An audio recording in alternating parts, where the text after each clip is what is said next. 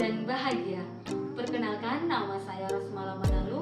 Saya adalah salah satu guru dari SMA Negeri 2 Pangaribuan, Kecamatan Pangaribuan, Provinsi Sumatera Utara. Pada kesempatan ini saya akan melakukan praktik baik penerapan pembelajaran berdiferensiasi pada materi pelajaran kimia di SMA Negeri 2 Pangaribuan. SMA Negeri 2 Pangaribuan adalah unit sekolah baru di Kabupaten Tapanuli Utara, yang mana saat ini jumlah peserta didiknya sebanyak 43 orang dan tenaga pendidiknya sebanyak 20 orang. Proses belajar mengajar masih diterapkan di SMP Negeri 4 Pangaribuan dan dilaksanakan pada siang hari. Berikut adalah proses pelaksanaan pembelajaran berdiferensiasi yang saya terapkan di kelas. Dimulai dengan menyapa siswa, berdoa sebelum memulai pembelajaran, dan mempersiapkan kelas yang nyaman untuk memulai proses belajar mengajar. Semua sudah bersih, sudah rapi? Oke, baik. Jadi hari ini kita akan belajar untuk memusatkan pikiran ataupun fokus dan mengendalikan emosi siswa, maka saya mengajak siswa untuk melakukan teknik stop agar siswa dapat fokus di dalam memulai pembelajaran di dalam kelas. Semua duduk dalam kondisi tegak. Tarik nafas. Teknik stop ini merupakan salah satu contoh pembelajaran sosial emosional yang dapat mengurangi stres dan tekanan dalam proses belajar, sehingga membantu siswa memiliki sikap positif terhadap diri maupun orang lain dalam kehidupan sosial.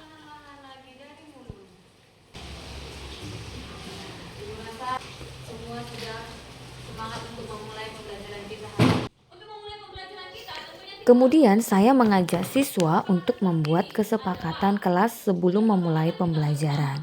Nah, kesepakatan kelas ini diharapkan dapat menciptakan budaya positif di kelas.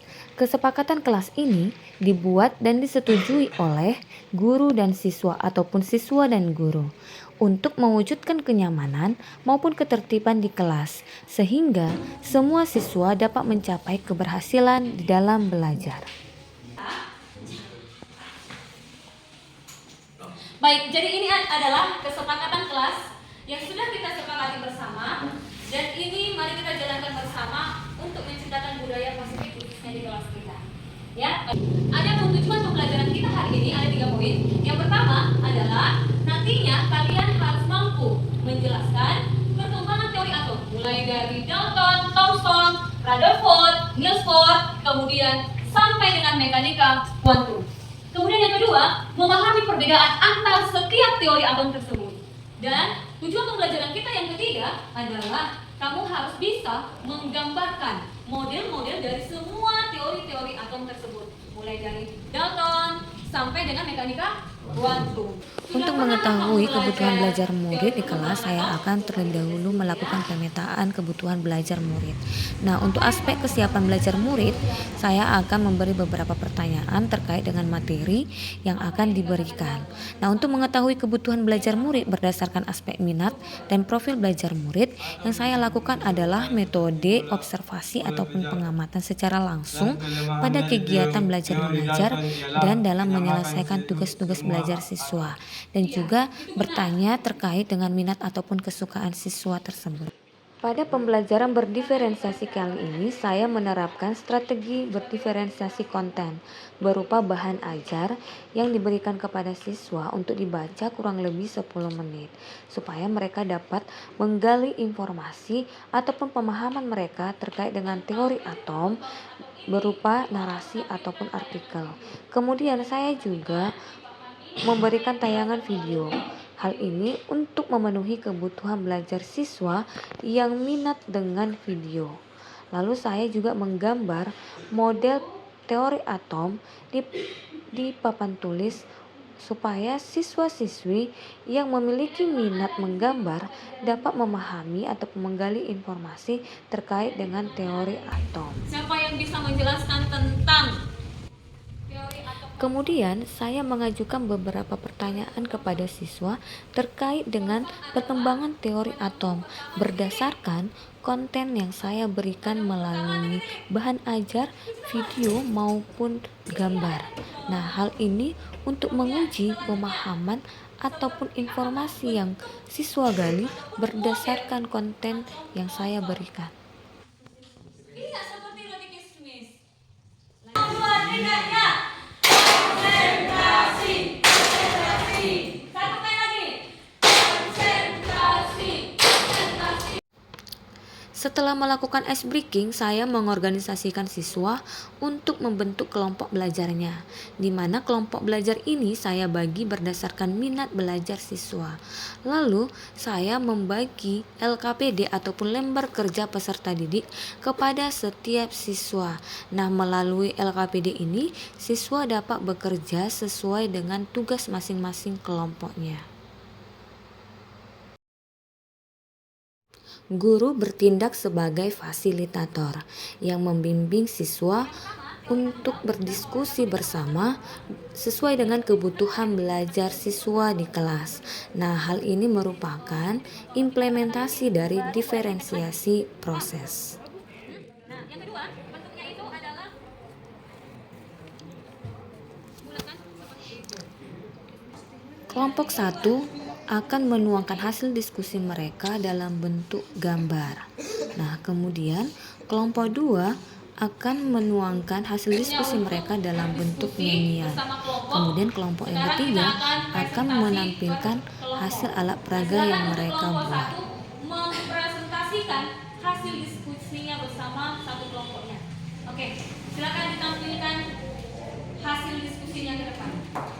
Ya teman-teman, baik saya akan menjelaskan sedikit yang kalian tahu tentang gambar perkembangan teori atom. Yang pertama kita lihat ada teori atom Dalton. Teori atom Dalton. Atom adalah suatu benda yang sangat kecil sampai tidak dapat dibagi-bagi. Yang kedua, atom digambarkan sebagai bola penjal yang sangat kecil. Lalu yang kedua, teori atom J.J. Thomson.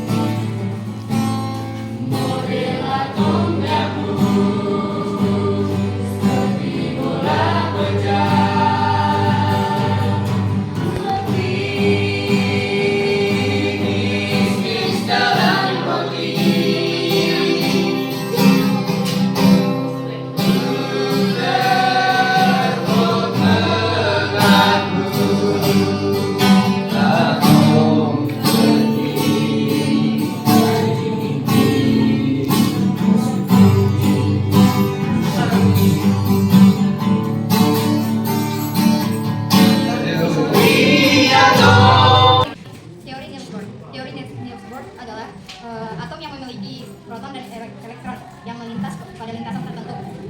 Ini adalah disebut dengan kulit pertama atau biasa disimbolkan dengan K, dan ini adalah kulit kedua atau biasa disimbolkan dengan L. Kulit pertama atau K itu maksimal 2 elektron dan kulit kedua atau L maksimalnya 8 elektron. Ini adalah inti atom di mana tersusun atau terdiri dari proton dan neutron. Kita akan melakukan refleksi tentang pembelajaran kita hari ini. Apa sih yang kamu dapatkan setelah belajar tentang perkembangan teori atom bersama Ibu hari? Siapa yang bisa memberikan refleksi? Teori atom 1 dari teori atom Dalton, 2 dari teori atom Thomson, 3 Rutherford, 4 Niels Bohr, 5 mekanika. Ya, kita beri aplaus kepada teman kita lain. Dan kita hari ini, silakan dibuka bukunya halaman 50. Di sana ada latihan 1-2. Itu akan menjadi tugas di rumah. Oke? Nah, demikian pembelajaran kita hari ini. Kita tutup dengan doa. Saya sangat senang belajar dengan Ibu Manalu tentang proses perkembangan atom karena karena proses perkembangan atom diubah menjadi sebuah lirik lagu. Karena saya sangat hobi dengan bernyanyi, saya jadi mudah mengingat proses perkembangan atom tersebut. Saya senang belajar tentang perkembangan teori atom bersama Ibu Manalo karena selain mengetahui tentang perkembangan teori atom, saya juga dapat mengetahuinya karena dibarengi dengan praktek dan saya merasa mengasah kreativitas saya dalam membuat atom. Siswa-siswi di kelas adalah siswa-siswi yang beragam, tentunya memiliki karakteristik yang berbeda. Nah, untuk memenuhi kebutuhan belajar siswa yang beragam ini, dibutuhkan pembelajaran berdiferensiasi. Pembelajaran berdiferensiasi ini diharapkan mampu mengakomodir semua kebutuhan belajar siswa di kelas. Nah, nantinya dengan pembelajaran berdiferensiasi ini akan memberikan pembelajaran yang bermakna dan berpihak kepada siswa. Terima kasih.